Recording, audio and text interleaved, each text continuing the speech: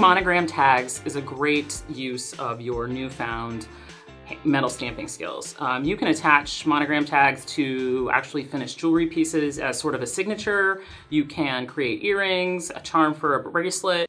To do this, you're actually going to use a bigger stamp than normal. Normally I use a 1/4 inch stamp. This is a 6mm stamp with just a single letter. Has a little bit more detail than the normal block letters that I use. So this sort of a stamp does take a little more effort, but given that it's not like you have to line anything up, it's also very approachable for a beginner to use. So don't be afraid. If you can find a cool monogram stamp that you like, don't be afraid to use it just because it's bigger or more scripty looking. So I have one finished here that you can see. Really, the stamp itself takes up the entire metal tag. So again, not a lot to worry about in terms of lining them up because you're not going to have them all sitting next to each other anyway. They'll all be on different items. There's nothing so much to compare it to. So your goal here is to just make a nice clear impression on your tag. So we're going to get started doing that in the same way that we often do, which is to tape it down to our bench block. All right, once again, I have a little dot here noting where the top of my stamp is. They do not come this way, but I do recommend when you get your stamps to just create a little note to yourself here so that it's just sort of one more double check that you're not stamping upside down or sideways. And again, on this, because it's just one letter, you know, I guess you can pick which side is up, but you do have the little stringing hole here, so you probably want to get it lined up properly. All right, so when you're ready, you are going to go ahead and place your stamp where you would like it on the tag. This, because it has more detail, a single strike with a 1-pound hammer is not going to be enough to give us all the detail and the curly cues and stuff we want.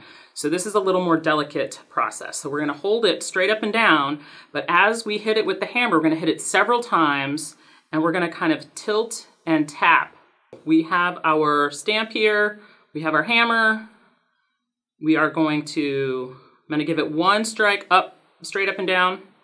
Then I'm going to tilt it.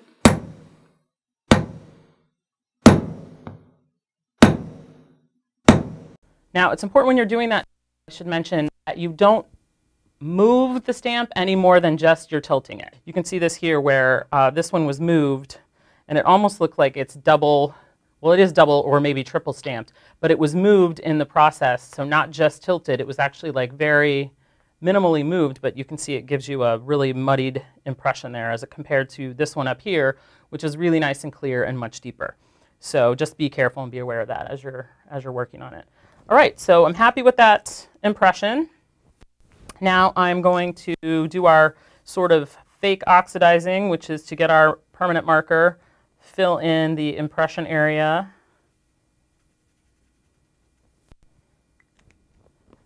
And again, don't let this dry too long. I did a whole batch once where I let them dry for even 5 or 6 minutes, and it was really tough to get all of the marker off the surface of the stamped blank at that point.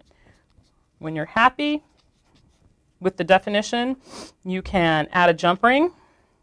There's a whole video on the DVD that shows you how to do that. I got these guys tangled up here somehow.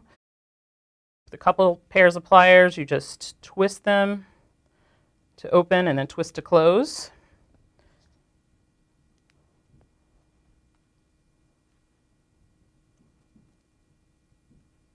And now you have your custom monogram tag that's ready to hang on whatever kind of item you want. Napkin rings, bracelets, earrings, it's your call. Enjoy.